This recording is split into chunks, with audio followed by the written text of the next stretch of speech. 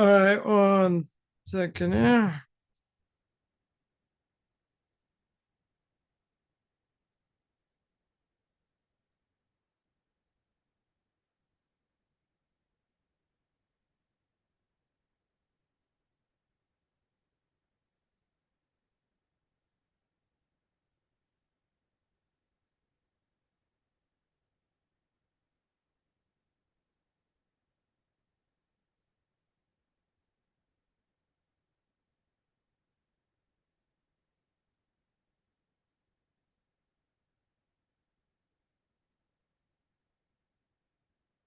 All right, 1 second.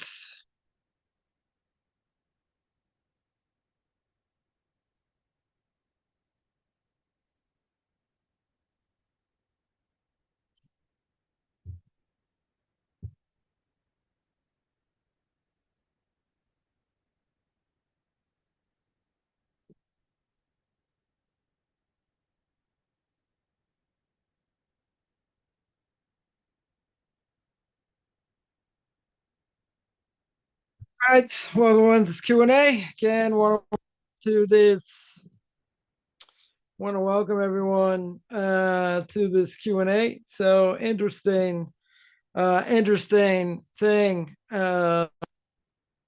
Interesting thing came up the other day, and I think it's going to be should be quite lively. The reason it came up is because someone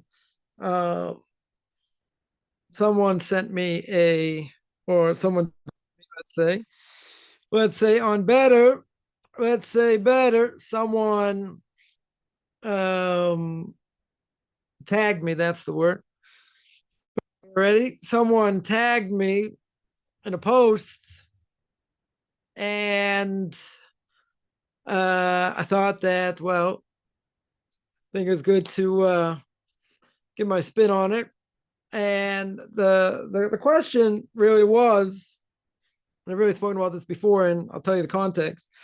The question was someone who's a missionary, right? Either Jews for J or a Christian missionary, let's say, right? Either, doesn't really matter at this point.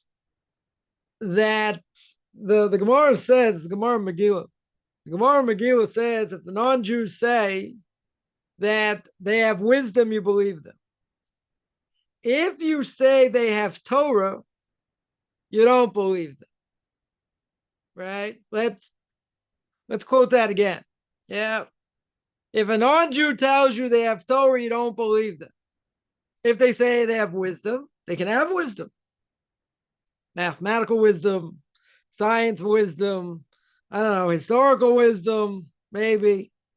Yeah. Whatever it may be. Wisdom they have.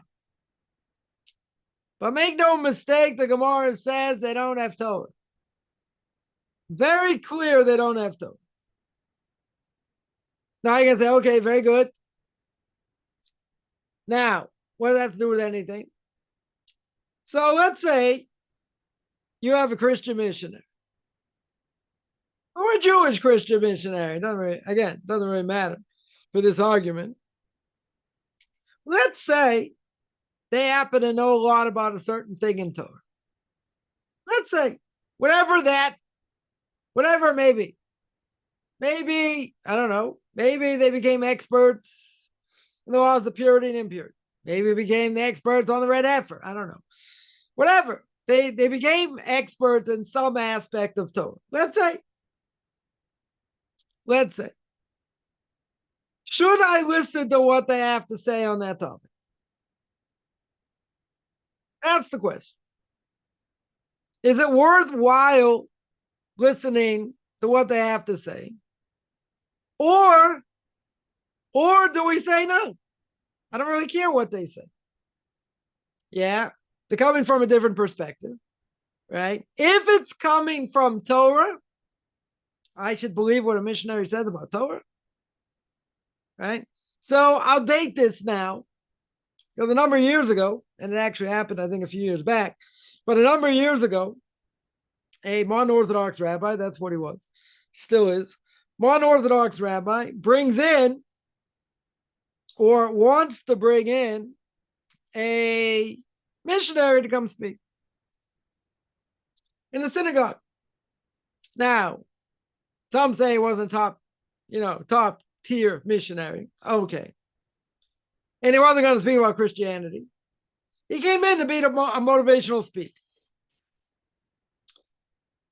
Right? If you want to watch my rant on that, go to my YouTube channel, Happy Unorthodox Conversion Judaism. You'll see what's bogus in Bogota, right? In Boca Raton.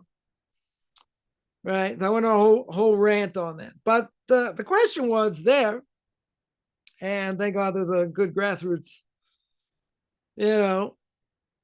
organization that stopped it. Now, the only reason it stopped is because the person saw there was so much animosity against him coming, it didn't come. The rabbi himself didn't want to back down. Okay. So my commentary on that was, I don't care if he's a motivational speaker. You don't think he's going to leave his cards all over the place? People to come speak to him? Even not speaking about any missionary thing or any Christian thing. My line was a good line. I thought it was a good line. I said, I wouldn't let this guy speak out of a toilet. I wouldn't let him speak, in the recreational room. He's not speaking from the pulpit. Good. It would be a disgrace. You let him speak from the pulpit, for sure. Yeah, the person maybe, I don't know. Whatever. He wasn't speaking from the pulpit. Okay. This is in the same place allowed Dr. Ruth to speak, sex therapist. Now, if you're telling me she spoke about what she went through during the Holocaust, I give you a pass, maybe. Maybe I give you a pass. You have a sex therapist talk? Come on. An Orthodox synagogue? Anyway, I think it was last year, whatever, another missionary, he got another missionary to come, but he actually got this person coming and he spoke. Now, I'd ask a question, a very simple question, before I get even to the halachic issue. Yeah. The question is, there are a lot of Jewish motivational speakers out there. UJA, Night Jewish Appeal, and some of these organizations that was going to sponsor it, this missionary who didn't end up coming to speak, they were willing to pay him $50,000. $50,000. I would have done it for 10. I would have compromised about 4.5, 5. Yeah. $50,000. I don't care if he's not a top 10 tier missionary. You let him come speak in an Orthodox synagogue? You give him a soapbox to speak? Oh, he's not speaking about Christianity. He's not allowed to speak about Christianity. He's going to be there, be a motivational speaker. Let me ask you. You think any church is going to, bring in a rabbi to speak as a motivational speaker? And pay him that kind of money? Church got plenty of money. Gonna pay that kind of money? A mosque gonna have a rabbi come being a motivational speaker? What do you think about Judaism? What do you think about religion? Motivational speaker. And a life coach. I speak about what he does. I don't think so. Now, that's kind of insane. The amount of money is insane, for such a thing. But even so, the question here on the floor is, how do you let someone like that speak in a synagogue? An Orthodox synagogue, I understand. You want to tell me to reform synagogue, I get it. Right? You want to tell me a conservative synagogue, I get it. Reconstructions, whatever you want to call them. Modern Orthodox, not modern Orthodox, whatever. I understand. They're not holding by Torah mitzvahs.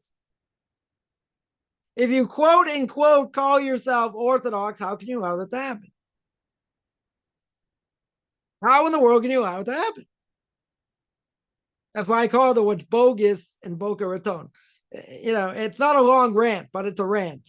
It's a rant. Yeah. For the first time, a lot of pressure was put on. The person didn't speak.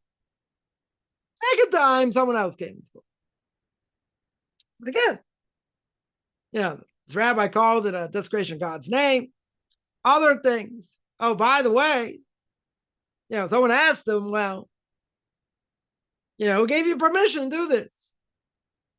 Yeah.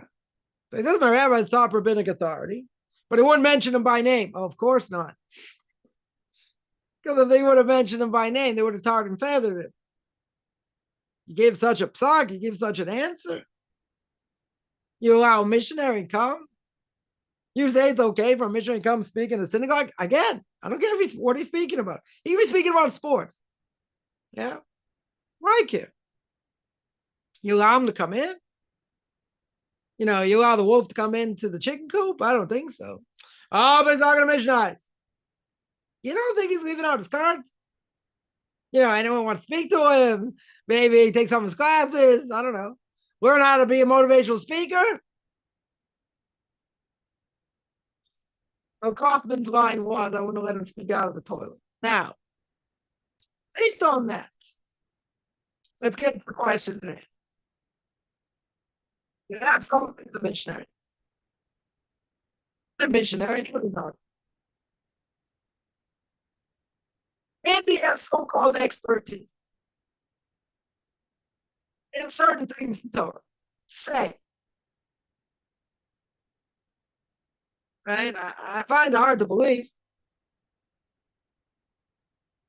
Unless they, someone really taught them properly the right way. Someone did that, okay.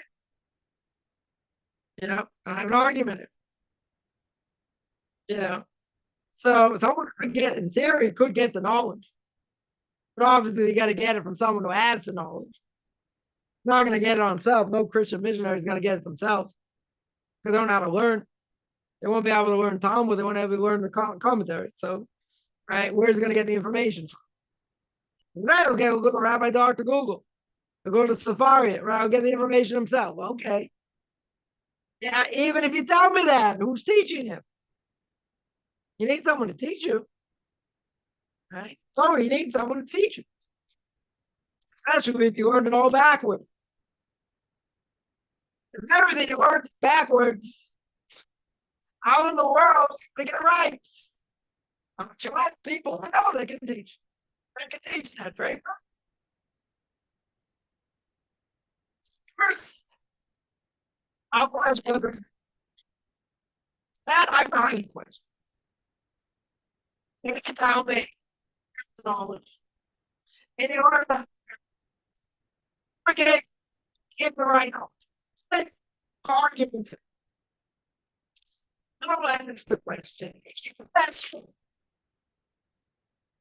a person has knowledge. That gets knowledge, which would say. Or look at the dice. Information on this topic. You come to this missionary in order to get the information. That's the question. That is the question. That's the $1 million question. So if they got the knowledge, you're going to say, what's so bad? On the one hand, you'll say, we're not going to talk about anything except this. He starts saying something about JC, I'm out of there. Okay? You're going to have very, very strict boundaries. Very, very strict guidelines. You're going to say, this is the topic at hand. This is the only thing we're speaking about. We're not going to speak about anything else. He tells them straight out, you're out of line, finished, I'm out of here. I'm finished, I won't listen. I'll walk straight out the door. Now, if you have ironclad boundaries, let's say this is the only topic you're going to speak about, and the person has knowledge. He has knowledge. Let's say he's got knowledge. $1.5 million question, because I just upped the ante. And that is, even if he's got the knowledge, should I go to him for information? Should I go there and pick his brain? Should I go there trying to understand more in depth? He's got the knowledge, he's an expert. Someone has expertise in, whatever it may be. So you go to them. Doctors, lawyers, accountants, whatever. Right? This would get into the question also, not as relevant. Well, let's say they're an idolater. It's good for Noah, it's good for Jews. Let's say he's an idolater. He's an expert doctor. I can't go to him. Why can't I go to him? He's the best doctor for whatever you need him for. Yeah, you can say, but he's going to praise JC while he's operating. It's not my issue. If he's doing voodoo, other things, yeah, you can't go to him. It's idolatry. Yeah, but in this case, it's probably not the case. Right? Probably not worshiping as he's working on it. Yeah, so that'd be okay. Now, wouldn't it be better to go to a Jewish doctor? Yes. No issue. Wouldn't it be better to go with someone who's more aligned with your beliefs? Yes. But let's say this person is the expert.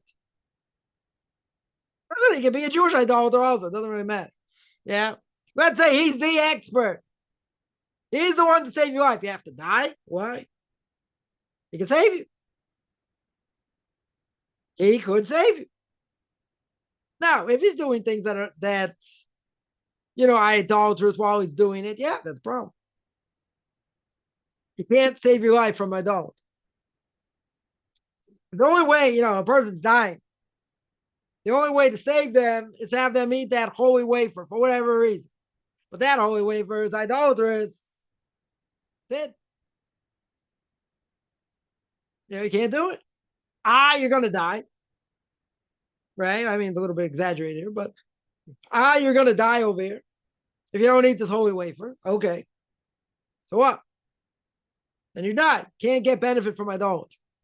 Certain things allowed to get benefit from. Certain things I'm not allowed to get benefit from. Mixture of milk and meat. Right? It says can't cook a calf in his mother's milk 3 times. Can't eat from it. Can't cook it even if no one eats from it. Can't get benefit from it. Yeah, you'll say, I'll give it to my dog. No, that's benefit. I'll give it to a non-Jew. That's benefit.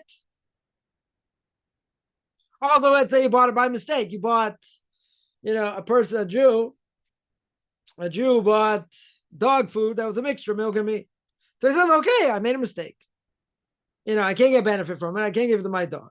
Right? So I'll return it. No, it's also a problem. Now you're getting your money back. Right? You gain benefit here. Right? A little bit complex here. So certain things I'm allowed to get benefit from, certain things not. Right? Give another example. Let's say Jew or a non-Jew. Right? Certainly forbidden for a Jew. Right? Seemingly it's also forbidden for a non-Jew, according to the no-id laws. And that is, I can't take a peach and a plum, make a nectarine. Can't graft them together. But what if you did it? What if a non-Jew did it? Or what if a Jew did it? Am I allowed to get benefit from it? Yes. That you're allowed to get benefit from. So certain things you're allowed to get benefit from. Certain things you're not allowed to get benefit from. So in this idea, yeah, this guy's doing certain things for idolatry, can't get benefit. Or anything else, can't get benefit. But if he's the best person, if this Jew or non-Jew is the best person, and they're idolatrous, I can get benefit. They're not operating on you when doing idolatry. They're not doing that.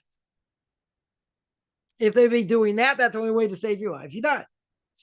Right? That's the unfortunate truth. You'll die. Can't get benefit. They had John Wayne, others, their heart, was giving out, whatever, couldn't get a heart transplant for whatever reason. Used a pig's heart. Didn't last very long, but let's say, can you use a pig's heart? Say, pig's strafe. Pig's not kosher. Very good. I can get benefit from it. You can use it to save your life. No, in wafer, you can't.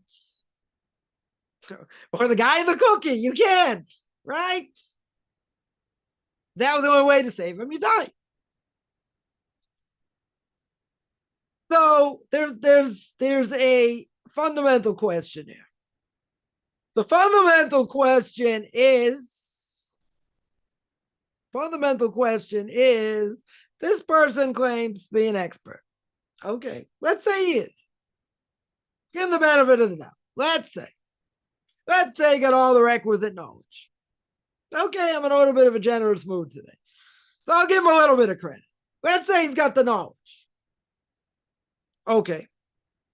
Now, even if he's got the knowledge, which I would question, but let's say he's got the knowledge. Should you be having this conversation with him? I mean, in general, we hang out with people that think like us. We speak to people that think like us. We're not open-minded. We're not claiming to be open-minded. Again, you might have family members, you might have to go in different offices, different places, deal with all kinds of different people. Very good. They have to deal with them. Fine. But why are you dealing with them? Because you have no choice. If you had a choice, you wouldn't deal with them. If it was a choice, going into a Jewish-owned business is going to cost you more than going to a non-Jew. You should go to the Jew if you can afford it. Why? Giving a business. We think of our own first. I mean, non-Jews shouldn't have business. Plenty of non-Jews give them business. That's not an issue. We'll help our own first. If you want to say it's discriminatory, you can say what they want. We'll help our own first. Charity starts at home first. For an obligation to help their family first than anyone else. Well, hopefully get along with it, right? But, in general, that should be the case. It's discriminatory. What are you talking about? Brother sick, sister sick, grandchild sick. You're not going to help them first? Then someone else? Sure would. Family, right? People say blood is thicker than water. Isn't that true? Blood is thicker than water. Okay. I told you I'm in a generous mood today. So that would be the case. You'll help your own first. And you want to call that person, racist? Discriminatory? No, people understand that. If you had a choice to help someone else, even if they're very close to you or your family, you help your family first. Usually. That would be the case. But here's the fundamental question. Even if I would agree that this person has the knowledge, even if I would agree, is it something good to do to get knowledge from that person? And what would his simple answer would be? I would say no. But right here, he's got that knowledge. So what? Look at what the person represents. Yeah. Now, this is a topic. By the way, it's not a secular topic. It's a topic in Torah. Makes it a little more interesting. And the reason is because if you tell me it's a separate topic, right? Right? If you tell me it's a separate topic or a secular topic, let's say better. You tell me it's a secular topic, right? So this is where the discussion comes in. Yeah. You want to speak to a missionary, you want to listen to what a missionary has to say about self-motivation. You can say, what's the problem? Could be a man, could be a woman, who cares? He's giving me good information. I shouldn't take the information. That'd be the other side. Let's see what happened in Boca Raton. It's a different issue. This guy walked into a synagogue. I don't care if the recreation room, separate room, not in the pulpit, doesn't matter. He's walking into an Orthodox synagogue. That's much more problematic. Much more problematic. Doesn't matter. Even if he speak about sports. He's an expert in sports. Okay. So let's speak about sports. Fine. You don't think? You don't think he's leaving his card to anybody? You don't think he's giving his, like, his phone number? You have any questions? Call me. Follow up. This. Like, come on, there's so many people, religious people, not going to give it a second thought. I don't know. People falling into worse things. Yeah. So that's a little bit different, because here you let him in your synagogue. Even when he's speaking about that. He's speaking about something secular, right? Self-motivation, whatever. Okay. What's the bottom line? Bottom line, this person claims, or it is claimed, I didn't verify it, but it's claimed he's got this type of knowledge and a certain thing in Torah. So we'll say he's a non-Jew, we'll make it very easy. If he's a non-Jew, what does the Gemara say? If he says he's got Torah, you don't listen to him. Let's repeat that. You don't listen to him. He says he's an expert. Let's say other people also think he's an expert in Torah. Normally we say you don't listen to him. Gemara doesn't mince its words. Gemara doesn't say, well, only in this case or only in that case. But you'll say he learned under top people. They gave him the knowledge. Now, who taught him? Also a very good question. Who gave him the knowledge? Is that quote unquote rabbi gave knowledge, or whoever gave him the knowledge? Yeah, someone we should have respect for? Also a question. And the claim may be there are other rabbis go to him for, that expertise. So I can't answer that. I don't know who these rabbis are. I don't really care, right? It doesn't really matter. But they're going to have to answer for themselves, right? That's like giving it legitimacy. And there are rabbis that go to him. Yeah, so give them legitimacy. You tell me top rabbis of the generation go to him, we'll have a discussion.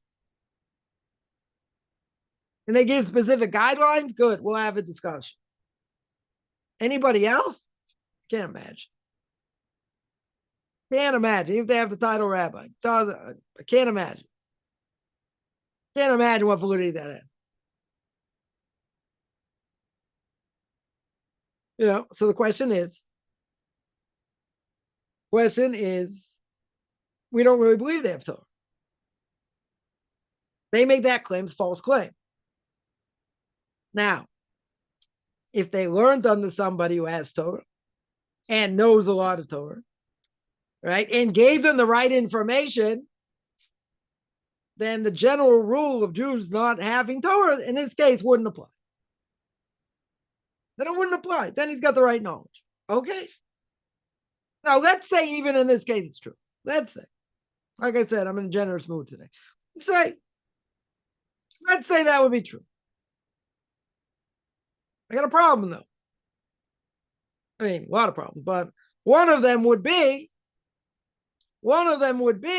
should I go to the person and get the information for who he is, for what he represents?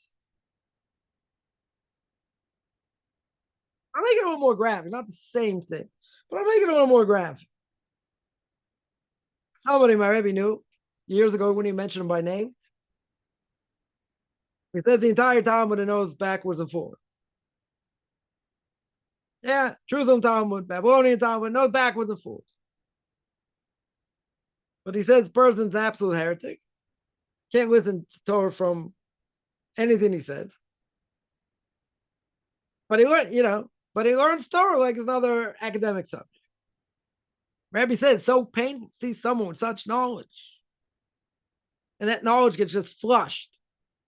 Flushed. Who cares what the knowledge is? The guy's an animal, right? He just does whatever he wants, whatever. It's an academic subject. That's not Torah. Torah is not an academic subject. Right? Never do this, by the way. That's how I developed my connection. My Rebbe many years ago. So we're learning Sefer Mitzvahs of the Rambo, right? The Rambo goes systematically through all the mitzvahs, right? In the book of mitzvahs. So I shouldn't say we were learning. He was teaching. I was sitting there, right? So came this mitzvah about Torah. And he said the name is Rabbi Ramon Schneider, says it a lot of times. Ramon Schneider said, the blessed memory said, can't learn Torah like you learn mathematics. You can't be what we call a frommer student. You can't be an ultra-Orthodox student. It's not just another academic subject. So I asked him, was that my tape recorder, right? I have a show of blessed memory. Actually, I still think I have it here, but small one anyway. So I had my tape recorder going, and I asked him, does the person who learns Torah like an academic subject, do they get the mitzvah of learning Torah, yes or no? Yeah, that was my question. He didn't want to answer. It happened that he hard and this and that. I had my tape recorder going. So, again, never do this probably with any rabbi, especially Torah giant of the generation. I asked him again. They didn't want to answer. Finally, I got up and I banged on his desk. Papers go flying, but my tape recorder went flying. I'm like, what's the answer? That's what I want an answer. So one of his sons comes running in. So I looked at the son and said, no, don't worry, everything's fine. He says, yeah. I was like, don't worry about it, it's fine. He went out. And I looked at it, I said, you're going to give me an answer? I was like, never do this, by the way. Yeah, I said, I want an answer. So he looked at me. You can imagine. Imagine I'm still alive today. Didn't turn me into a pile of bones, which you probably could have. Yeah. So I said, so what's the answer? So he looked at me and he said, okay, fine. They get something, but it's not the mitzvah of learning Torah. They get something. Yeah. I said, okay. That's all you had to say. I'm like, very easy. I said, I'm easygoing, but I want an answer. He didn't answer me after that. Yeah. So a person who learns Torah like that, they learn like it's an academic subject. They get something, but it's not the mitzvah of learning Torah. Big difference. Big difference. So you have, quote unquote, rabbinic scholars. I don't know how great rabbinic scholars they are. You have somebody like this, for example, all this knowledge, tremendous amount of knowledge, wasted. Like an academic subject, wasted. Rabbi told me he was in such pain from this whole memory that he wouldn't even mention it by name. So I don't know who it is. Right? He said someone he knew in Europe, whatever. But he wouldn't mention him by name. Torah is not a scholastic academic exercise. Take it one step further. A lot of questions here. Whatever, I'll deal with them in a second. Well, I'll take it a step further. Right? So we said, somebody who learns like an academic subject. Right? They learn like an academic subject. They don't get credit. Yeah. But what about, I'll take it further. What about somebody that has his great knowledge, has his great Talmudic knowledge, but the character traits are horrific? Doesn't it say derech eretz kimul Torah? Derech eretz literally the way of the earth, but it means character traits. Having good character traits comes before Torah. That's obvious. How can you see Orthodox Jews have bad character traits? Oh, good question. So it means we're not perfect. Yeah.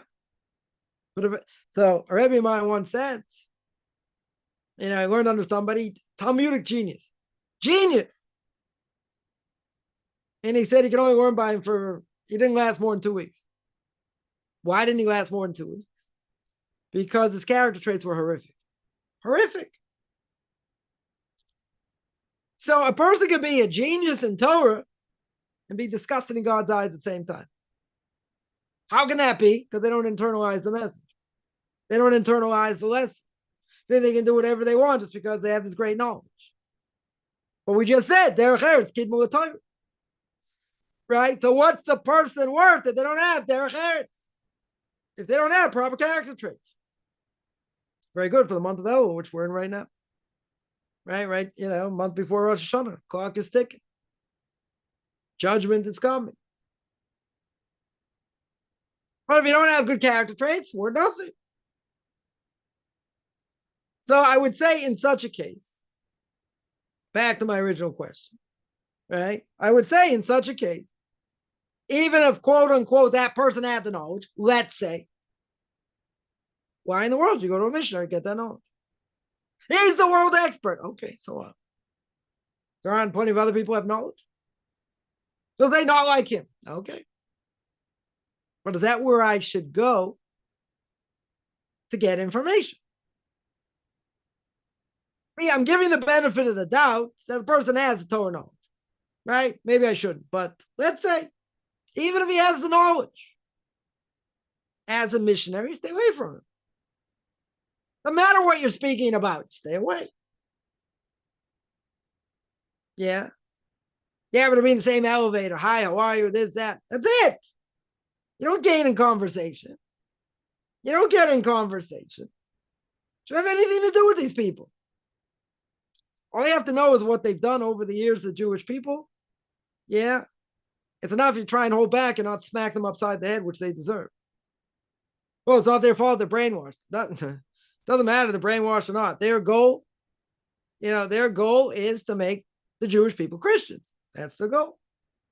See, the problem with missionaries in general is that, especially if they're Jews for J, yeah, or Christians for Christianity, whatever, with a little bit of Judaism there, or a lot of Judaism there, whatever, say I'm a Christian. Don't dress it up. No, we read from the Torah. I wear prayer shawl. I wear tefillin. We eat matzah on Passover. We do a Seder. We do all these different things. We keep Shabbos. No, you're a Christian. Admit you're a Christian. Just tell me, we're really Jewish. No, you're not. That's a lie. Can I take a banana, make it into an apple? No. As much as I want to convince you a banana is an apple, I ain't going to convince you. Right? Oh, but if I hide it, and I say, no, it just changes color. It's just a different thing. It's an exception. It's, it really was an apple, but then it got mixed out with.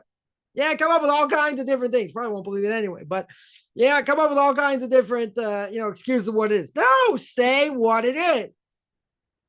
Tell me you're a Christian, with a little bit of Jewish stuff around it. Good. At least admit what you are. Right? See, one of Kaufman's pet peeves, many pet peeves. One of them is I can't stand people that misrepresent and lie. Good if you got a good point. Someone brings it down, whatever. Okay, we can have a discussion. You don't tell the truth. You lie. What's it worth? You misrepresent. Well, the Torah today is misrepresented. Torah. Totally misrepresented. People say all kinds of things that, like, and they'll quote, they'll quote, quote unquote, the Old Testament. Like, seriously. If you don't know what you're talking about, don't quote it. You're gonna say, oh, this is what it means. I'll give you Webster's 18th definition. Come on. You're not an expert in it. You want to placate the people you're speaking to? Good luck. You might, because they don't know anything anyway. But you're going to try and sit there and quote and say, oh, no, but the Bible says. The Bible says it's okay. The Bible says it's legitimate. Oh, really? According to your context, that's really what it means? You want to tell me what it means? Yeah. Questions. Let's see. Can't imagine there are any, but let's see. Somebody asks, one second. When Jewish people stayed in Egypt, even though Pharaoh seemed to be an idolater, what were they supposed to do? Where were they supposed to go? Can a person live in an idolatrous country? Good question. What's the answer? They can live there. No one said you can't live there. Might be uncomfortable living there. Yeah. Doesn't say it's it's forbidden. I mean, the Rambam does bring down that you have to wipe out, all idolatry everywhere in the world, right? Obligation to do that. So I would say if you get away with it, good. But you go to jail if you do it, right? Not just in the land of Israel, everywhere, right? Everywhere. You got to get rid of this stuff. Okay, what are you going to do? You can't do it. You can't do it, right? The Rambam, he got stuck in Egypt. He got stuck in Egypt because he was a doctor to the Sultan. Right, so he'd always sign his, whatever he wrote, he would say Moshe ben Maimon, transgresses this prohibition of living in Egypt. But he was there on the onus. It's against his will. He had no choice. Yeah. Other people live in these places, they don't have a choice. Not the way you just pick up and leave. I would agree, it's harder.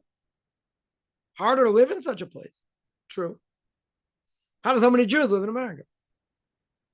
It's a Christian country. Yeah. Essentially, it's a Christian country. Shouldn't be all allowed to live there.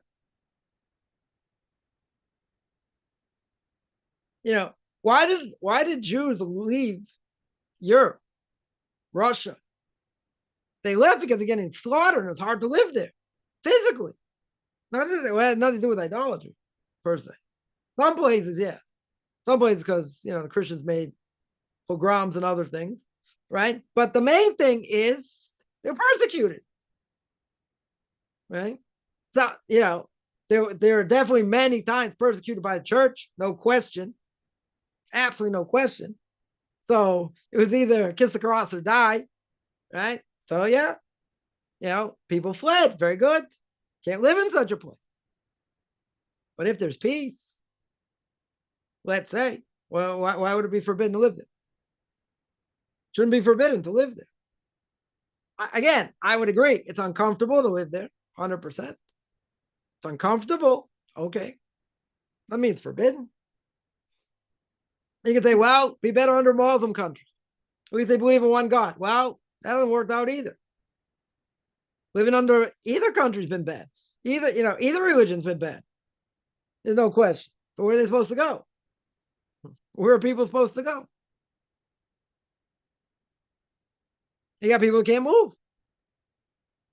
So you got to say, so someone could say, well, so if that would be forbidden, then anyone who's stuck and can't move, they transgress the Torah prohibition every single second. That's kind of hard to say. Also, the same type people say, well, the whole question what the mitzvah of living in the land of Israel is. Right? Some say they get an absolute obligation, transgress every second if a Jew doesn't live in Israel. Or you say, no, it's a command if you can do it. Some people would say, because the Gemara says anyone who lives outside of Israel, a Jew lives outside of Israel, it's like you have no God. But the permissibility to live outside the land. Not everyone can get there. You want to tell me, great rabbis, previous generations never got to the land of Israel. They're all heretics. They're absolute heretics. That's kind of hard to say. Right? Is it better to live in a land, where it's not idolatrous? Yeah. So, you live in a Muslim country, that's not idolatrous, right? We hold, for argument's sake, that Islam's not idolatry. Very good. Yeah, it didn't work out there either. Talk about like, colonialization or non-colonialization, but, extermination. How many Jews are in these Arab countries? None. They're gone. Yeah, it's ironic since, founded in the state, 1948, the Arab population, I'm not going to get into politics here, right? But the Arab population has gone up extensively. Extensively. That sounds like genocide? And you look at all the other Arab countries. How many Jews are there? Like nobody. Right? I mean, nobody. I'm like, nobody. There's nobody there. Might have a handful of people, maybe, but so who's committing genocide? It's a stupid argument. But, but the question is, even if it's idolatrous, you're right. Not a good place to live doesn't mean it's forbidden. Doesn't necessarily mean it is, doesn't mean it's forbidden. someone imagines, yeah, we should get the Torah downloaded to the heart, right? But it's always a problem. What's the problem? Right? What's the problem? Problem is you have a mind to heart disconnect. The mind, I would always say, doesn't know, 97% of the game is to know what to do. Then you got the rest saying, okay, now I have to know what to do, how to do it. Right? Very good. So at least now I know what to do. Now I got the knowledge, tremendous. I got to put it in the heart. You got to put it in your heart. That's hard to do. Because we have an evil inclination. We got, we're torn in a lot of different directions. We get distracted. Very easy to get distracted. Yeah. So and it's very common, somebody mentioned, it's very, very common that someone comes out of Christianity before they either want to convert or be an Ohad. Where do they go? Messianics, right? Extremely common. I know someone who took it took a whole roundabout way to get to Judaism in that sense, where I think they were Messianics, they became Noahides, they were pastors at one point, and then they went, Reformed, conservative, eventually became Orthodox. So it's like a whole roundabout way to get to where they, where they needed to go. Somebody asks,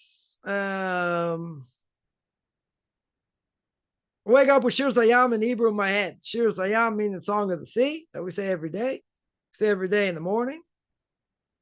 We're not supposed to think or speak words of Torah until after Netilas time, until after you wash your hands. Very good. How do you control that? Well, it's not intentional, you don't have a problem. Right? That you don't have a problem. First of all, it's not intentional. Right? Thinking of Torah, there's no question. If I think of Torah before you washed your hands, right? Is thinking in Torah really consider like you learned Torah or you spoke in Torah, right? So that's the whole question. Normally we say words in my heart don't mean anything. Okay. Yeah. So how do you control that? I would say first thing you do, when you wake up, is just wash your hands. Just, should be an immediate reaction, right? 100% immediate reaction. Yeah. And forget about what's in your mind. You got to try and clear your mind before then. Right. But again, if you did it, okay, I wouldn't say, it's the worst transgression, but, it's, at the same time, interesting why you would think that the first thing, when you make up, most people are probably still half asleep or probably still groggy. So, but even so, so the first thing would be, I would say, if you're awake, just try and clear your mind before you wash your hands, right? That would be my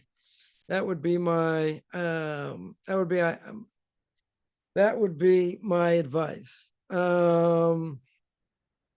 Somebody asks, so he says, big heart of John Wayne was loud. Yes, it was.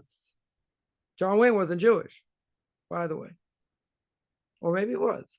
John Wayne Jewish? I don't think so.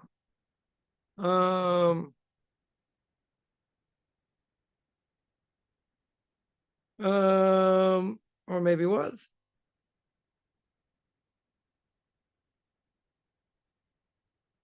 Even if it was, yeah.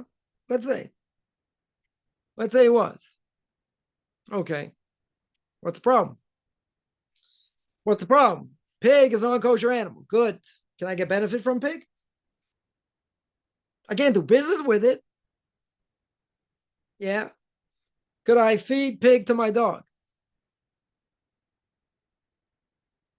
Could I could I feed give it to my non-Jewish neighbor? If it was forbidden to get benefit from, you wouldn't be able to do that. Right? Let's say you bought it by accident.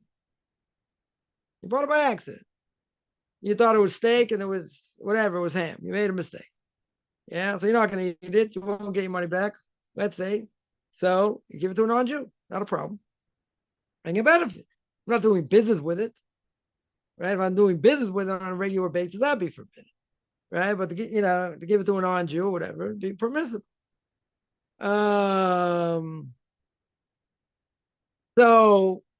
So a pig's heart would be okay. in the body of a Jew. That wouldn't be a problem. That you can get benefit from. If you would tell me the only thing that could save him was a mixture of milk and meat that went into his heart, kept him alive, that'd be a problem. That would be a serious problem. Why? You can't get benefit. You're not allowed to get benefit from milk and meat. That's what I would say. Somebody else, 1 second.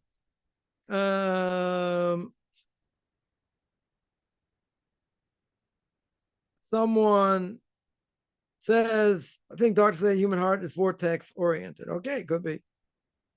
But the question is, if you didn't have a heart, let's say, or your heart was weak or whatever it was, then what will we say? And what will we say? And we say that whatever goes in to save the person, it's going to give him life, would be okay if as long as it's not something you can't get benefit from. If it's something you get benefit from, that's not a problem, right? That's not going to matter, right? That would be okay. Somebody asks, IVF in vitro, is that permissible, right? Or let's say better, what's the Jewish view? So the question is, a person can't have children naturally. So if, let's say a woman had good enough eggs, it's going to be fertilized by the husband's sperm. So it's permissible. It's permissible. The question of surrogate mother, that's more complex, because if the carrier is a nonJew, even though let's say the egg and the sperm is from a Jew, makes it more complex, right? Because you're going to say, well, whose child is it? Yeah. If you say it comes from a non-Jewish egg, it's a whole different issue. That's a whole different issue. But I'm saying, even from a Jewish egg, even from a Jewish woman's egg, and the egg is fertilized with the husband's sperm, right? We'll keep this clean. What happens? What do you go after? You go after the egg and the sperm, or you go after the one who's carrying the child? So that is extremely complex. Extremely complex. Yeah, seemingly, I think, if I remember correctly, to go back and research this, but I think many rabbinic authorities hold that go after, if the woman's a surrogate, you go after the one who gives birth. So it'd be a non-Jewish child, even if the egg and sperm are kosher. That's what I think. Let's double check that. But it is permissible. I mean, there's no other way, if there's no other way, right? If not possible, let's say, for, naturally for a woman to give birth. If it wouldn't be natural, then that'd be okay. Right. So then there's an obvious question again, keeping this clean, how do you get sperm out? Right. You can't spill seed for no reason over here. So whatever, different ways to do it. But in general, it would be permissible if there's no other way. If there's no other natural way. Right. It would be permissible if you're using the surrogate and the woman can't carry to term or carry at all. Yeah, that's a much more complex question. Somebody asked that question, but they know it's affected by idolatry. Ooh, good question. They live in a place that's idolatrous, right? They live in a place. They live in a place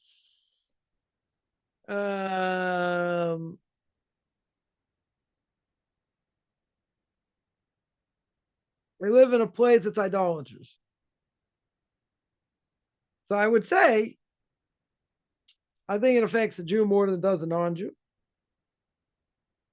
The story of Cheskel Evanstein, a blessed memory, when he lived in the Mir, that he would walk. He was the spiritual guide of the Mir Yeshiva before the Mir moved, from Russia to they ended up by the war ended up in Shanghai. Then he ended up in America and he came to Israel, became the spiritual guide to the Panovich Yeshiva. But when he was in Mir, there was a church right near the yeshiva. He didn't live very far from the yeshiva. So what he did, and again, not everyone did this, probably most people didn't, and that is he would walk around the entire city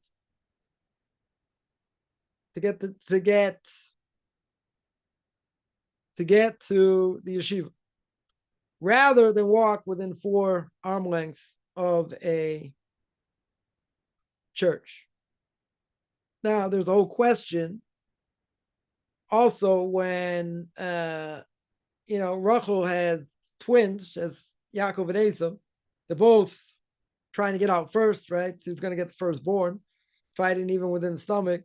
So anytime Rachel went past a study hall, Yaakov tried to go out. Every time she went out near a place of idolatry, Esau tried to go out. Commentaries ask, or maybe ask this question, why was she near idolatry? How could she be near idolatry? Right? Can't walk within a certain distance of idolatry. Right? So one answer is no. She was far enough away that it wasn't forbidden, so she wasn't really in the vicinity. She wasn't really in, so close. Okay. You say Rivka's different, right? Maybe she had the status of a Jew, right? They kept the Torah before it was given, whatever that means, right? So maybe she had the status of a Jew. Okay, that wouldn't apply to her no harm, right? But does the fact that it has impurity, which it does, which idolatry definitely does, would I say it affects a non-Jew like a Jew? Probably not. I'd say probably not. If the question came up before, was, about living in an idolatrous place. I think I think it's harder to see because you're just surrounded by it, right? And not that person necessarily is going to think, oh, maybe it's true. Maybe I should look into it. Look what everyone's doing. They got their festivals and this and that. I don't know if that's the issue. I don't know if that's really the issue. I think more of the issue is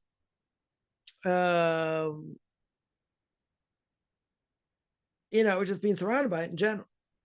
Just seeing it. And it has nothing to do with, let me check it out, this and that.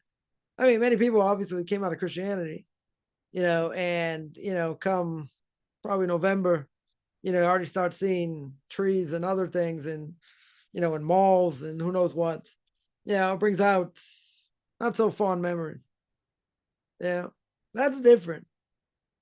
That's different. But yeah, you live in a place. If a person's weak in their Judaism, they're like, yeah, why can't we have a Hanukkah bush? Why can't we do this? Or, we're Jews, we don't do it. Yeah, but if you're not holding by Torah mitzvahs, yeah, it could have an influence. Person could be weak in their, in their beliefs. They're strong in their beliefs. It's, it's going to make them stronger, right? Unless, they get confronted or forced, like in a lot of, Christian countries or whatever, that happens. So I would say that, the more you're surrounded by it, again, it shouldn't affect. It shouldn't necessarily affect, a non-Jew. I'm just saying by osmosis, though, you see it. You see it all around. They're like, you're a minority. You're like a small fish in a big pond. Like, you're a total minority here. It's like a Jew in a Christian country. No different. It's no different. If you're more religious, less religious, whatever, but you are a significant minority. But yeah, if you're weak in your Judaism, it could have an effect on you. Or is it strong in their Judaism? They just think it's stupid. paganism, it's, other things, then we'll get caught up in it. But if a person's weak in their belief, yeah, it could have an effect. Sure could have an effect. Another one, what does a woman, JIT, need to focus on? Same thing a male JIT, Jew in training, needs to focus on. Yeah. Woman also needs to learn how to make blessings, how to pray, even though, she has to pray with 10 men and whatever, say exact same things men say and whatever, but she has to learn how to pray, no question. She has to learn how to read Hebrew, no question. Shabbos, she has to learn, right? Kashrus, that's going to be her main thing in the house, so she has to know what she's doing, right? So a lot of things, not a shortage of things, right? Plenty of things. She's also, she's learned Chumash also a little bit, know what's going on in the Parsha, in the Torah portion of the week, right? Well, plenty of things. I wouldn't say it's so radically different what a woman has to learn. The only question is, let's say by prayer might be a little different. And, if a person's married, yeah, she's going to have to learn family purity laws also at some point, right? At some point. So, that's a lot of it's on her, but the guy also has to learn as well. Someone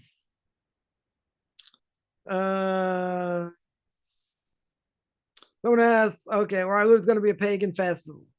Celebrate 11 days straight. Wow. I feel your pain. Should I stay in my home or travel somewhere else? If you can get out, get out. Yeah, you don't want to be around that. You don't want to see it. Right? If you could get out, it's good to get out. But, if you can't, you can't. You just, the main thing in all these things, you got to stay focused on what your goal is and what you're supposed to be doing. Right? I.e., if you're a non-Jew, you're a no-id, you focus on learning whatever you need to learn, right? You have to be all in, because when these things happen, you're surrounded by it, you're going to be that much stronger. So, the focus during that time, if you can't get out, can't get away, is to focus much more on learning, right? Spend more time learning. Someone asked, I read a story, Golem of Vilna made a golem. Someone generally know how to make one.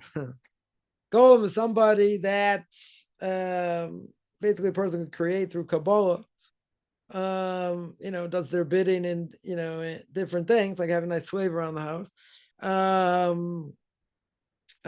Say the Maharal of Prague also made a golem. Big legend about that. Also, could someone in this generation do it? I don't think so. I would think not. Depends. Someone a very high level of Kabbalah, maybe. I would say even if anyone could do it, very small percentage. Very, very small percentage of people, for sure.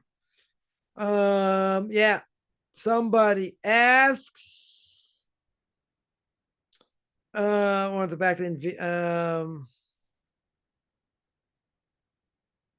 we're not supposed to touch non-kosher animals. Nothing wrong with it. We don't have that level of purity and purity today, right? Like the Torah says, if you touch, you touch that animal, you have to go to the mikveh for a certain amount of time, this, that. No, we don't have that level of impurity today. So that's not an issue. So since we don't have that level of impurity, then a pig's heart's not an issue. Pig's heart wouldn't be an issue. First of all, you're not touching it, right? Someone else is touching it. Non-Jew could touch it, right? That wouldn't affect it. So non-Jew during the surgery. So, what's the difference, right? He'd be touching the heart, but even touching, pig or whatever. Yeah, it's a non-issue. It's a non-issue because we don't have that level of purity and impurity today. Are humans considered non-kosher since we don't chew our cut? Oh, good question. Right? Not a question being non-kosher. Are you allowed to eat human flesh? Torah prohibition, rabbinic prohibition. Blood, we understand, is Torah prohibition. Right? It's been spoke about that for weeks. Yeah, in the book of Leviticus, chapter 17. Eating, if a person's bleeding, they suck out their own blood, that's forbidden. Right? If be inside their mouth, they swallowed it, not a prohibition.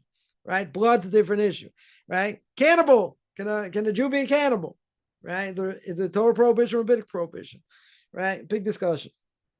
You'd be surprised. It's a big discussion. Big discussion. Whether it's a rabbinic prohibition, Torah prohibition. Yeah, but human eating, what do you do? I mean, this curse came up. Time of the Second Temple, people were starving, right? Some of the keynotes that we read, these penitential liturgical poems read on Tisha B'Av on the fast of the 9th of Av, speaking about women eating their children. I mean, horrific. You got to say, but so let's say it's a Torah prohibition. Yeah, they're starving. Like, your life comes first, unless it's something you can't get benefit from. Even if you ate human flesh, you get benefit from it, right? You'd be allowed to. Eating is a different issue, but if you have no choice, that's the only thing around with human flesh. You eat it to survive. You could do that, right? I mean, people did that. They had no, it's horrific, absolutely horrific. And if idolist for a non-Jew woman holds a Jewish woman's egg, yeah, that'd be the question. How would it be that non-Jews might have relationship with a non-Jew while having this? No, we're not talking about that. We're talking about you using a non-Jew to carry the child, right? Now, let's say usually the case is it's a non-Jewish egg. Yeah. But I'm saying even if it's a Jewish egg, right? It's a better case. It'd be a Jewish egg, right? Sperm from a Jewish man, very good, in a non-Jewish womb. Yeah, non-Jewish woman's womb. Yeah, so what's the status? Do we say you go after the egg in the fertilization, or you say you go after the woman? That's the issue, right? It's not a question of having have a relationship with a non-Jew. That has nothing to do with it. You're using this woman as a baby carrier. That's it. That's the only connection you're having to this woman. You're paying her a certain amount of money, whatever it is to carry to term this child that's yours. And nothing to do with having a relation. We're not worried the husband's going to have a relationship with this woman. Forget it. She's in her place. Husband and wife are in their place, and she's carrying their child. That's it. They're not having any connection more than that. Right? Pretty much more than that. So that wouldn't be an issue.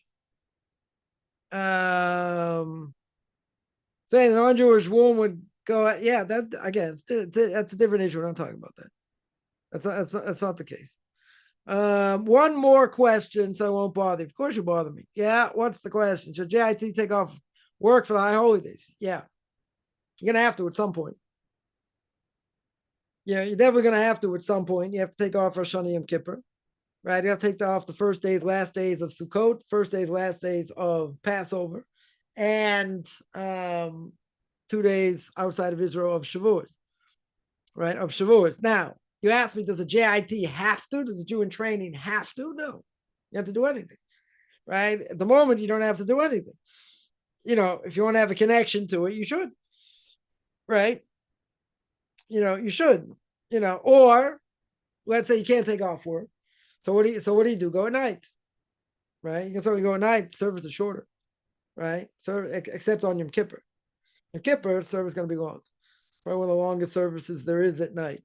Take about, 3 hours, 3.5 hours, give or take, right? So you do that at night, right? You definitely do that at night. Again, you want to pin me down. Do you have to? No. Up until conversion, you don't have to do anything. You can still be eating shrimp and doing all kinds of other things. That wouldn't be a problem because you're not Jewish. Now, you're asking me, should you? That's a different issue. That's a different issue, right? I think it's a good thing that, a person should get used to doing that. Going to synagogue at least on the high holidays, for sure. Yeah. I mean, obligation, no. Obligation, certainly not. Let's say, do what you can do. At a certain point, you won't be able to. At a certain point, you have to take off for it. Right now, you wouldn't have to. Can you touch an animal just before prayer? You have to wash your hands after. You for sure have to wash your hands. Not for halachic reasons. Right? Not according to Jewish law, but cleanliness. Right? Technically, could you pray? Is there any level of impurity if you touch a dead animal before you pray? No. Do you have to wash your hands beforehand? No, technically not. I mean, cleanliness, you will. Right? But in general, you wouldn't have, for purity reasons, you wouldn't have to. Right? Purity reasons, I would say that I would say you don't have to. Someone asked, so if you're starving, non-Jew cooks for you. They put some bacon. They put some, 1 second. They put bacon on the side. Could you eat around it with a whole milk? If you start, listen, if you start, you do whatever it takes. Now, would it be better not to eat, worse things? Yeah, it'd be better, but at that point, it doesn't matter. The person, I'll give you an example. The person that knows, yeah, sometimes the person that's knows they have to eat, right? They have to eat straight away, otherwise, it could be a dangerous situation. Yeah. So, could a Jew walk into a non-Jewish place, a non-kosher place, and just get something to eat? Technically, could, right? It's a life-threatening situation. Now, should he eat something that's a mixture of milk and meat? No. Should he eat meat? No. Non-kosher meat? No. Right? Obviously, better minimize the prohibition. Right? If he's like, really sick or whatever, just whatever they put in front of him, okay, different issue. Right? If he can hold out, that's what you do. Right? You don't want to transgress more than you have to. That would be the point. Is it permissible for non-Jews to consume meat with milk, or is it allowed but discouraged? Non-Jews don't have kosher laws. Let me repeat that. Non-Jews don't have kosher laws. They don't apply to them. Yeah. Mixture of milk and meat is only forbidden for a Jew. Right? Now, some will say, it's cleaner meats, cleaner animals, this, that. Okay. Remember one thing. If it has no benefit for a non-Jew, why would they do it? It's like eating a placebo. Right? It doesn't affect the non-Jew the same way as it does a Jew. Right? As we mentioned many times. Because one of the commentaries says, Kliyakar says, the laws of kashrus in the book of Leviticus says that you see non-Jews eat all kinds of creepy crawly things, doesn't affect them, maybe except the bats and mu'an, but doesn't affect them. So if it doesn't affect them, why would they do it? They're only going to do things that make rational sense. This doesn't make rational sense. It doesn't affect them. A Jew, it affects. Right? The Gemara says it has a negative effect on them. Even if science hasn't proven it, has a negative effect. Someone going back to Judaism as a secular Jew will tell them the first thing to do besides keeping Shabbos, keep kosher, get that garbage out of your body. But you can't listen to Torah. It makes you apathetic. Doesn't apply to a non-Jew. Doesn't apply. A non-Jew will get credit for doing it, but it doesn't apply to them. It would, the same effects. Doesn't matter what a person feels. The effect of doing the mitzvah, they won't get the effect of the mitzvah. It doesn't apply to them. Right? Famous story of the Rabbi Shmuel Soloveitchik, West memory. A woman comes to him. Jewish woman wants to wear talis. Right? I want to feel more spiritual, wear talis. So I gave her talis. She comes back 2 weeks later. So, I want to thank you so much. You gave me this, talis. I got to know what you're talking about. Don't you remember I came in a few weeks ago? You gave me this, prayer shawl to wear. I said, oh, that. He said, no, it's just like wearing a towel with a bunch of fringes on it. She's like, what are you talking about? He says, I took one of the tzitzits and I got rid of it. And I ripped it off. So it's not really it doesn't have the status of a prayer shawl. Right? A prayer shawl has to have, kosher tzitzits. I took off one of the tzitzits, make it not kosher. Oh, but I felt so much spirituality. He goes, I don't know what you felt. I don't know what you felt. But bottom line, bottom line is you didn't get the merit of the mitzvah. You didn't get the reward of the mitzvah. But it was like, but what did I feel? I don't know. It was like eating a placebo. Like eating a sugar pill. You didn't get anything from it. Oh, you think it cured your disease? Okay. But it didn't. It was a sugar pill.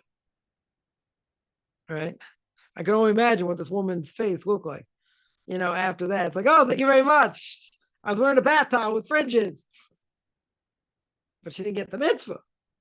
It's not a mitzvah. She knew it.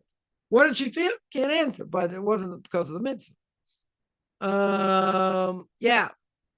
Wasn't it cruel the animals who eat mothers and their babies at the same time? Have you ever done that? You go to a supermarket. You buy meat. Right? You buy meat. You buy milk. You buy milk. Now, If you bought goat's milk, probably healthier. Yeah, you wouldn't have that issue. Well, let's say you bought regular milk, cow's milk. Is there ever going to be a time, practically speaking, today, unless you have your farm and you kill animals or whatever, right? Practically speaking, today, is there ever going to be a case where that's going to be? Never. The milk you're drinking has nothing to do with the same meat that you're eating from the cow. Practically speaking, it won't happen. Yeah. Right. The Torah says you're not allowed to cook a calf in its mother's milk. Okay. Yeah. So we don't, but we don't know the reason. You're right. Maybe it's cruel. Could be. Could be. That's one of the reasons. Right. Could be, the mixture of milk and meat, just keep in mind, if I have kosher meat and kosher milk, I put them together. If I put them together, it makes it forbidden. Why? The meat is kosher, the milk is kosher. What's the problem? Right? So many rabbinic authorities hold this is no different than the red heifer. We don't understand why.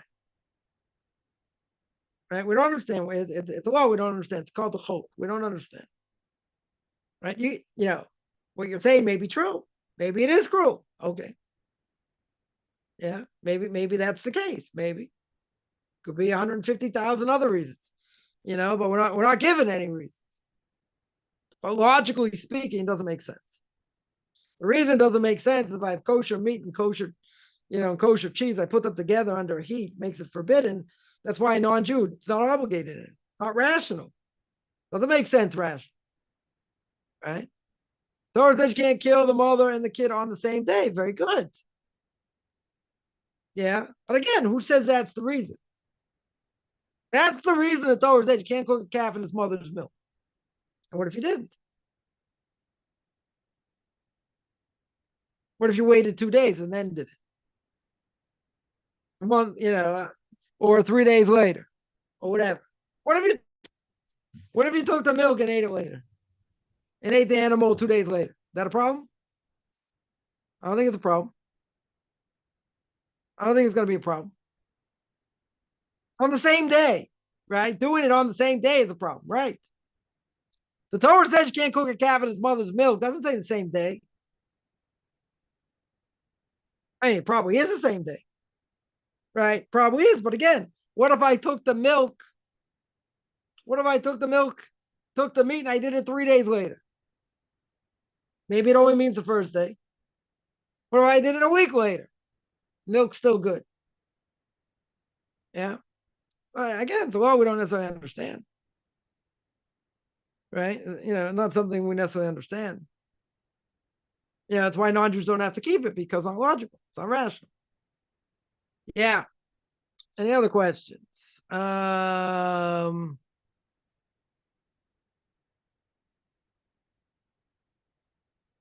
asked, is that for the priest? No. No, it wasn't just for the priest. The laws of impurity were for everybody. When it says, you're not allowed to touch this animal when it dies or whatever, it's not talking to the Kohen or the Levites, it's talking to everybody. But again, we don't have that level anyway. We do not have that level of impurity today. It doesn't apply. Right? The only thing that applies by Kohanim, by the way, if someone is a Kohen, the only thing that's going to apply is that they cannot go to funerals. Or if they go to a funeral, they can only stand in a certain place. Because they can't add impurity to themselves, because there's no way to purify them. Right? They can't defile themselves anymore. We're already in a state of impurity. No matter how many times we go to the mikveh, we can stay there for a month. It's not going to help. That level of impurity won't go off. Right? So if that level of impurity won't go off, that's what applies to them. Right? They, I'm sure a lot of people are very upset by that. Can't go to certain, funerals. Okay. Even if the parent or whatever, they can only be in a certain area. So that I hear. That over here is hard. Okay. But in general, right? In general, that's the only difference between Kohanim and everyone else. No one else has that level of purity that we have to be careful of, like a Kohen does. But even by Kohen, it's not that much. If a Kohen wants to be a doctor, they have to work on a cadaver. That could be a problem. All right. You find out, if it's a Jew or a non-Jew, or a dentist or whatever. So there are certain things that would still apply to Kohanim today. Being a doctor is a problem. Being a doctor, I don't know how they get around it because they have to work on cadavers. So that's a problem. So I don't have an answer for that. I don't know what the permissibility is. I don't know. I don't know what they rely on to be able to do that. Even if, let's say, a person goes to let's say Cohen goes to the dentist or whatever, goes to the doctor, they have a skeleton in the, a real skeleton, let's say. So you could probably rely on the fact that's probably nonJew, right? Majority of these things probably nonJew, right? You could probably rely on that fact. But, because the percentage of Jews are very small, very, very small. And it's probably from a non-Jew anyway. So like you probably go according to the majority. But when it comes to a cadaver, maybe they'll say that. Maybe that's part of the answer. I don't know. That I don't know. I know it's a problem. I know it's a definite problem. Right. And I don't understand how a Orthodox Jew could get away going through medical school without working on a cadaver.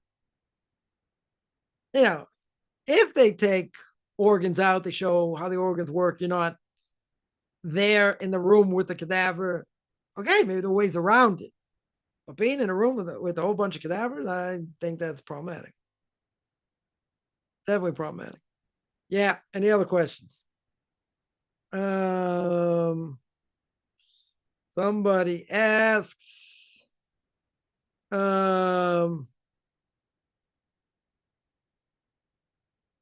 should we keep it secret when we're helped in a way that seems way too coincidental? No.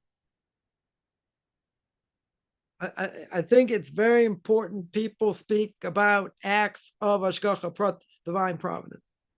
Show there's a God in the world. To show that things are not coincidental. A lot of people claim to be atheists, this and that. There are plenty of things I'm not going to go into now. Plenty of things that a person can see in their own lives. Very simple things that cannot be explained according to nature. Yeah, that brings God into the world. Now people can say, oh, maybe this, maybe that. Yeah. But, when certain things happen, and a lot of times it's by marriage, you see it by, someone who they marry or who their kids marry and how families get together and who knows who and different things. It's, it's like putting pieces together in a puzzle, right? I can mention, I can speak about that for a long time, all my kids' marriages, and how, how it worked out that way, and you can't explain it according to nature. Nature doesn't explain it, does not explain it, right? You see it clear as day, by the Sheva Brachos, those festive meals that you have if someone gets married. So on Shabbos, I always, I usually speak about that. I usually speak about the divine providence all the way through. To see, to show that it's not something that is coincidental, right? We don't believe in anything coincidental. So yeah, first of all, you thank God for it, no question. But yeah, it's a good thing to publicize. Very good thing to publicize. People say, okay, if people start to say, I don't want to hear your Jewish stuff, whatever, okay. But yeah, it's definitely a good thing.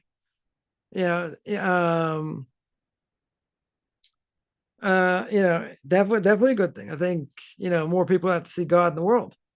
I mean, I was just listening to something now about, no atheists in a foxhole. They had 5,000 soldiers at the beginning, not, and many of them, or most of them, not religious, wanted to wear tefillin before they went, they wanted pairs of tefillin, phylacteries, whatever you want to call them. But, they could pray before they went into war, or even when they're in war, and should be able to wear them, protect them. See, no atheists in a foxhole. Doesn't matter how they grew up and whatever their leanings are, left to the left or who knows what, they know. They know. And they've said, plenty of people in the army throughout this whole operation, all these different things, have said the same thing, that it wouldn't be possible for what they're doing, not for the fact God's guiding them. God's protecting them. And the Torah learning and the prayers are protecting them. Now, some people are dying, yeah, it's tragic. And what happened yesterday is I can't put it into words. It's tragic. This American that was killed, 6 of them were killed. Could have almost been rescued, and these maggots, just that's what I'm going to call them. Whatever, they just shot him point blank range. Survived so many days, 330 days or 33 days, whatever it was. And to die like that, it's like, I got no words, no word. It's horrific, absolutely horrific. Come that far and still be alive, and then bam. Yeah. Yesterday was a rough day. Yesterday was a rough day. Now, the person helping should offer money. Yeah, why not? Not a bad thing. Now, some people may won't, but I don't think it's a bad thing. I definitely don't think it's a bad thing. No question. No question about that. Yeah. Any other? Let me see. Any other questions? It's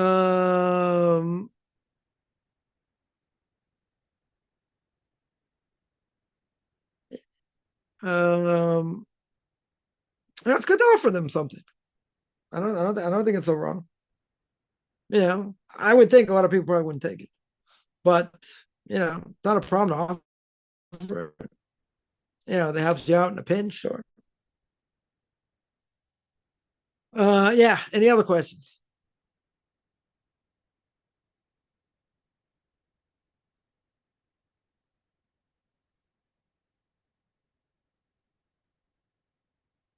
All right, I'm going to stop here. I do this every Tuesday, usually, and Thursday, 10 o'clock Eastern Time, 5 o'clock Israel time. Anyone has any questions, find me on Facebook at Michael Chaim Kaufman, be on Orthodox Conversion, Judaism, orthodoxconversion.com, or you can, or my YouTube channel, Beyond Orthodox Conversion Judaism. There I have videos on Q&A, ethics for fathers, book of Leviticus. Send me an email, rabbichaimkaufman@gmail.com, RABBICHAIMCOFFMAN @gmail.com. We're having a good beginning of the day, middle of the day, end of the day, depending where you are. And